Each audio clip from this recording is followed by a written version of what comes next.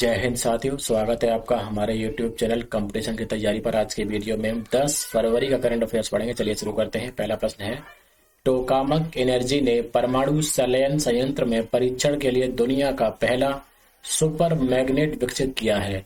Tokamak energy किस देश में स्थित है? तो ये स्थित है यूनाइटेड किंगडम में।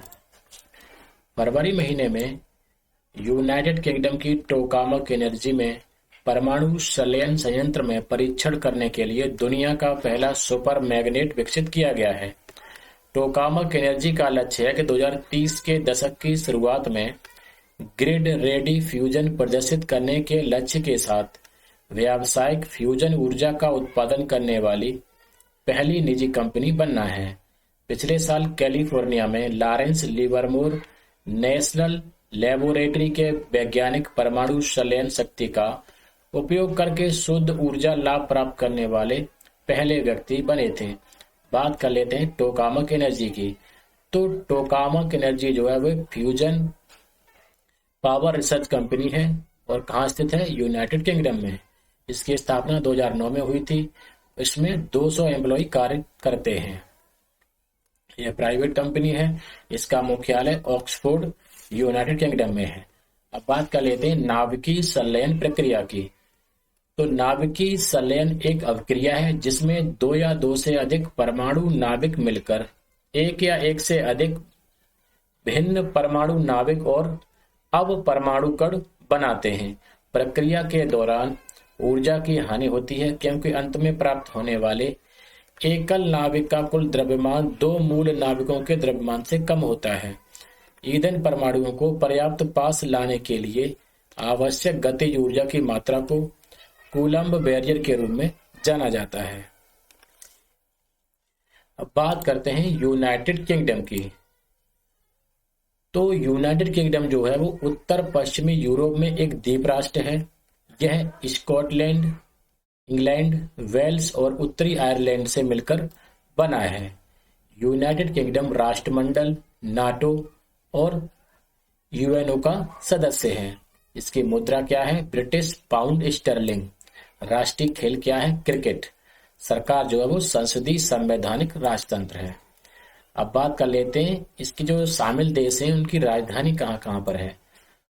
तो इंग्लैंड की राजधानी है लंदन, स्कॉटलैंड की है एडिनबर्ग, वेल्स की है कार्डिफ, उत्तरी आयरलैंड की है बेलफास्ट और इन सबको मिलाकर क्या बनता है? यूके, जिसकी राजधानी कहाँ है? लंदन। प्रधानमंत्री कौन है यूके के? ऋषि सुनक। और राजा कौन है? चार्ल्स तृतीय। नाउ यू ब्रीथ पुस्तक के लिए गोल्डन बुक अवार्ड किसे मिला है? तो ये मिला है राखी कपूर को। लेखिका राखी कपूर को उनकी पुस्तक नाउ यू ब्रीथ के लिए 6 फरवरी को गोल्डन बुक अवार्ड 2023 से सम्मानित किया गया। गोल्डन बुक अवार्ड एशिया के प्रतिष्ठित पुरस्कार कार्यक्रमों में से एक है जो साहित्य पर सर्वश्रेष्ठ कार्यों का जश्न मनाता है। उन्हें दिसंबर 2022 में कॉन्स्टिट्यूशन क्लब ऑफ इंडिया में नेशनल अचीवर्स अवार्ड में ऑथर ऑफ द ईयर से भी सम्मानित किया गया था। अब हाल में कुछ पुरस्कारों का वितरण किया गया है तो इन पर नजर डाल लेते हैं। तो मणप्पुरम फाइनेंस लिमिटेड के प्रबंध निदेशक और सीईओ वीपी नंद कुमार को व्यापार की दुनिया में उनकी उल्लेखनीय उपलब्धियों के लिए अरुण इंडिया के पुरस्कार 2022 से सम्मानित किया गया है। 11 जनवरी को जयपुर इंटरनेशनल फिल्म फेस्टिवल के 15वें संस्करण में अपर्णा सेन को लाइफ टाइम अचीवमेंट अवार्ड मिला है। लेखक अंबिका सूथन मंगड़ को उनके लघु कथाओं के संग्रह प्राणवायु के लिए ओडक कुजल पुरस्कार 2022 दिया गया है। अब बात करते हैं गोल्डन बुक अवार्ड की। तो गोल्डन बुक अवार्ड का उद्देश्य उन लेखकों की कड़ी मेहनत, रचनात्मकता और अनुभवों को पहचानना है जो अक्सर बिना पुरस्कार के और अपरिचित रह जाते हैं। पुरस्कार विंग्स पब्लिकेशन इंटरनेशनल द्वारा आयोजित किए जाते हैं जो भारत में एक अग्रणी स्वतंत्र प्रकाशक है। यह आयोजन उन असाधारण साहित्यिक कृतियों को मान्यता देता है जिन्होंने अपने शोध की गहराई, लेखन की गुणवत्ता और विचार की मौलिकता के साथ महत्वपूर्ण प्रभाव डाला है। फरवरी 2023 में आर्द्र भूमि बचाओ अभियान किसने शुरू किया है? तो ये शुरू किया है भूपेंद्र यादव जी ने। केंद्रीय पर्यावरण, वन और जलवायु परिवर्तन मंत्री भूपेंद्र यादव ने फरवरी 2023 में आर्द्र भूमि बचाओ अभियान शुरू किया है। इस अवसर पर केंद्रीय पर्यावरण मंत्री ने राष्ट्रीय ध्वज फहराया और नंदा झील के साइन बोर्ड का अनावरण किया। अब बात करते हैं आर्द्र भूमि बचाओ अभियान की। यह अभियान आर्द्र भूमि संरक्षण के लिए संपूर्ण समाज के दृष्टिकोण पर आधारित है।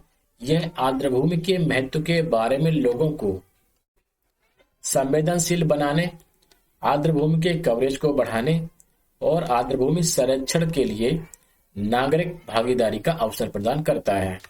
अब बात करते हैं विश्व आर्द्र भूमि दिवस की। यह दुनिया भर में 2 फरवरी को हर साल मनाया जाता है। यह 1971 में अंतर्राष्ट्रीय महत्व की आर्द्र भूमि पर रामसर कन्वेंशन पर हस्ताक्षर करने के उपलक्ष्य में मनाया जाता है। यह कन्वेंशन भारत में 1982 से अब तक 23 राज्यों और केंद्र शासित प्रदेशों को कवर करते हुए 75 आर्द्र भूमियों को रामसर साइट के रूप में घोषित कर चुका है। विश्व आर्द्र भूमि दिवस के लिए 2023 की थीम थी वेटलैंड रिस्टोरेशन, जो वेटलैंड रिकवरी को प्राथमिकता देने की तत्काल आवश्यकता पर प्रकाश डालती है। भारत के पास एशिया में रामसर साइटों का सबसे बड़ा नेटवर्क है।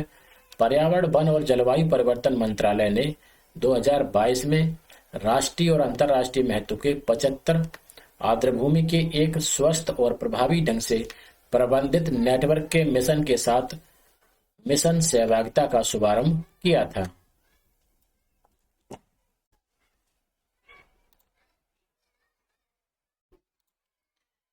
भारतीय नौसेना के हल्के लड़ाकू विमान और मिग-29 के विमानों ने 6 फरवरी को किस पर पहली लैंडिंग और टेक ऑफ ऑपरेशन सफलतापूर्वक किया? तो उसका नाम है आईएनएस विक्रांत।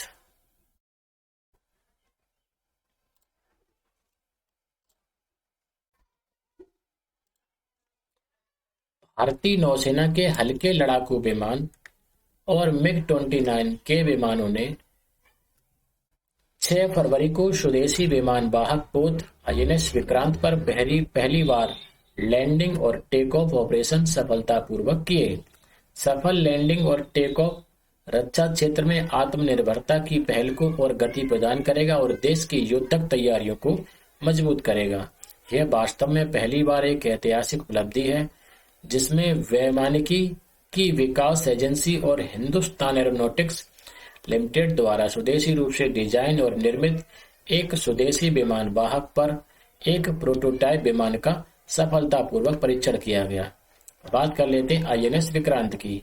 आईएनएस विक्रांत पहला स्वदेशी विमान वाहक और देश द्वारा निर्मित अब तक का सबसे जटिल युद्धपोत है। इसे 2 सितंबर 2022 को कोच्चि शिपयार्ड में माननीय प्रधानमंत्री जी द्वारा नौसेना में शामिल किया गया था। इसे वारशिप डिजाइन ब्यूरो ने डिजाइन किया है। इसे भारत के पहले विमान वाहक पोत आईएनएस विक्रांत 1961 के सम्मान में विक्रांत नाम दिया गया है।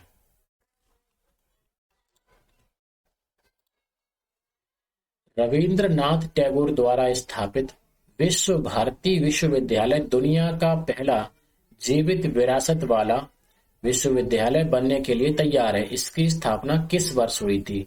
तो ये हुई थी 1921 में। 1921 में रविंद्रनाथ टैगोर जी द्वारा स्थापित विश्व भारती विश्वविद्यालय दुनिया का पहला जीवित विरासत वाला विश्वविद्यालय बनने के लिए तैयार है। इस विश्वविद्यालय को अप्रैल या मई 2023 में यूनेस्को से हेरिटेज टैग प्राप्त होने की उम्मीद है। संस्थान को केंद्रीय अधिनियम के माध्यम से वर्ष 1951 में केंद्रीय विश्वविद्यालय का दर्जा दिया गया था।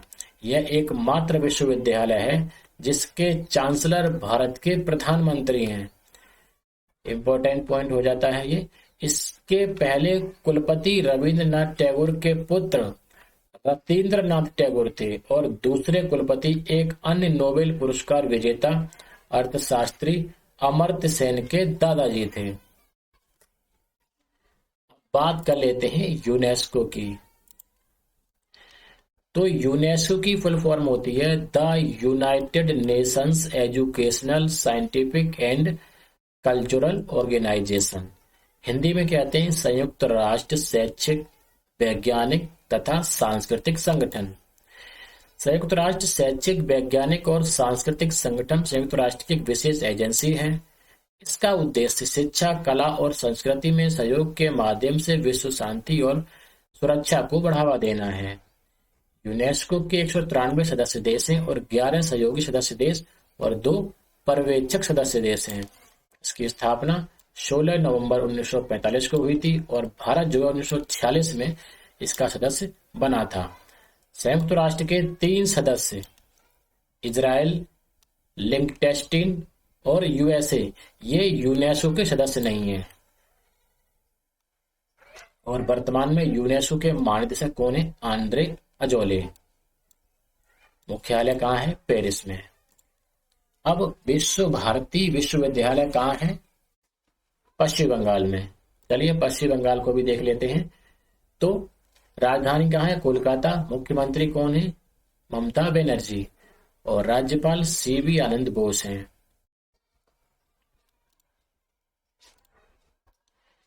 कृषि और किसान कल्याण मंत्रालय ने राष्ट्रीय स्तर के डिजिटल विस्तार मंच के निर्माण के लिए सार्वजनिक निजी भागीदारी ढांचे के तहत निम्न में से किसके साथ 6 फरवरी को एक समझौता ज्ञापन पर हस्ताक्षर किए?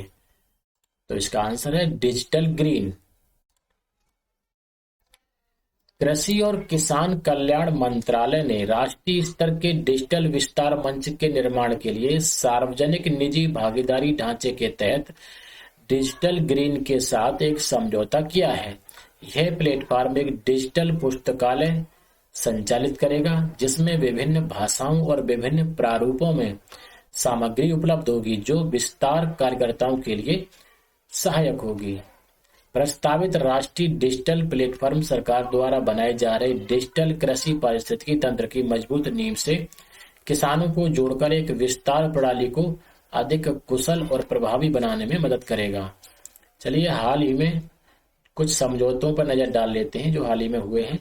तो एक्सिस बैंक ने IISc संस्थान में गणित और कंप्यूटिंग केंद्र स्थापित करने के लिए भारतीय विज्ञान संस्थान बेंगलुरु के साथ एक समझौता किया है। हिंदुस्तान कॉपर ने सहयोगी और प्रायोजित अनुसंधान परियोजना के लिए भारतीय प्रौद्योगिकी संस्थान Indian school of mines Dhanbad के साथ समझौता किया है। NTPC ने 26 दिसंबर 2022 को NTPC के बिजली संयंत्रों से उत्पन्न होने वाले कार्बन पर काबू पाने के लिए और इसे ग्रीन फ्यूल में बदलने के लिए इटली की मेयर टेक्नीमोट समूह की भारतीय सहायक कंपनी टेक्नीमोट प्राइवेट लिमिटेड के साथ समझौता किया है। सारे पॉइंट इंपोर्टेंट हैं।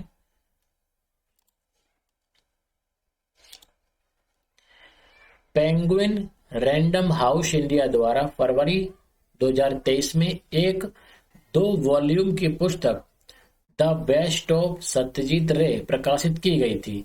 सत्यजीत रे को किस वर्ष भारत रत्न से सम्मानित किया गया था? तो इसका आंसर है 1992। पेंगुइन रैंडम हाउस इंडिया ने फरवरी 2023 में 2 वॉल्यूम की पुस्तक द बेस्ट ऑफ सत्यजीत रे प्रकाशित की। यह महान फिल्म निर्माता सत्यजीत रे के काल्पनिक और गैर काल्पनिक लेखन की झलक प्रस्तुत करती है। वह अपने समय के महानतम फिल्म निर्माताओं में से एक थे। 1992 में सत्यजीत रे को academy of motion picture arts and sciences द्वारा life time achievement Bharat Ratna और ऑस्कर से सम्मानित किया गया था। चलिए सत्यजीत रे के बारे में थोड़ा और जानते हैं। तो वह एक भारतीय निर्देशक, पटकथा लेखक, वृत्तचित्र फिल्म निर्माता, लेखक, निबंधकार, गीतकार, पत्रिका संपादक, चित्रकार, लेखक और संगीतकार थे। सत्यजीत रे को the Apu trilogy, the museum room, the big city और चारुलता, स्केयरक्रो और गोपी बाधा ट्रायलॉजी सहित अन्य कार्यों के लिए जाना जाता है। उनकी पहली फिल्म पाथेर पांचाली ने 1956 के कांस फिल्म समारोह में पहले सर्वश्रेष्ठ मानव दस्तावेज पुरस्कार सहित 11 अंतर्राष्ट्रीय पुरस्कार जीते थे। सत्यजीत रे को अपने करियर में कई बड़े पुरस्कार मिले, जिनमें 36 भारतीय राष्ट्रीय फिल्म पुरस्कार, 1 golden line, 1 golden bear, 2 silver bear शामिल हैं। सत्यजीत रे की जन्म शताब्दी के अवसर पर भारत के अंतर्राष्ट्रीय फिल्म महोत्सव 2021 में दिए जाने वाले वार्षिक लाइफ टाइम अचीवमेंट अवार्ड के नाम को बदलकर सत्यजीत रे लाइफ टाइम अचीवमेंट अवार्ड कर दिया गया। सारे पॉइंट्स इंपॉर्टेंट हैं। अगला प्रश्न है, सांगवेल सोसाइटी द्वारा भारत और नेपाल में पवित्र बौद्ध स्थलों की 43 दिवसीय पैदल यात्रा का आयोजन किया जा रहा है। सांगवेल सोसाइटी किस देश में है? तो ये कहां पर है? दक्षिण कोरिया में। कोरिया गणराज्य की सांगवोल सोसाइटी द्वारा 9 फरवरी से 23 मार्च तक भारत और नेपाल में पवित्र बौद्ध स्थलों की 43 दिवसीय पैदल यात्रा का आयोजन किया जा रहा है। 108 बौद्ध तीर्थयात्री 43 दिनों में पैदल यात्रा के हिस्से के रूप में 1100 किलोमीटर की यात्रा करेंगे। तीर्थ यात्रा का उद्देश्य दोनों देशों के बीच मित्रता और सहयोग को बढ़ाना है।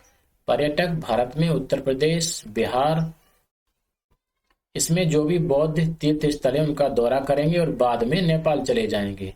पर्यटक 9 फरवरी से 23 मार्च तक भारत और नेपाल में पवित्र बौद्ध स्थलों के 43 दिनों के दौरे पर रहेंगे और ये 1100 किलोमीटर से अधिक की यात्रा करेंगे। अब बात कर लेते हैं दक्षिण कोरिया की। यह एक पूर्व एशियाई राष्ट्र है जो कोरियाई प्रायद्वीप के दक्षिणी भाग में स्थित है।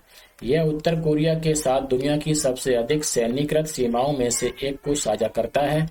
यह दुनिया का 9वां सबसे बड़ा निर्यातक और 9वां सबसे बड़ा आयातक देश है। राजधानी कहाँ है? सियोल। मुद्रा दक्षिण कोरियाई वॉन। जनसंख्या 5.17 करोड़ है। राष्ट्रभाषाएं कोरियाई है। राष्ट्रपति यून सुक योल। प्रधानमंत्री होन डक सू। तो दोस्तों ये थे आज के करंट अफेयर के महत्वपूर्ण प्रश्न। तो आज की वीडियो में इतना ही। जय हिंद, जय भारत।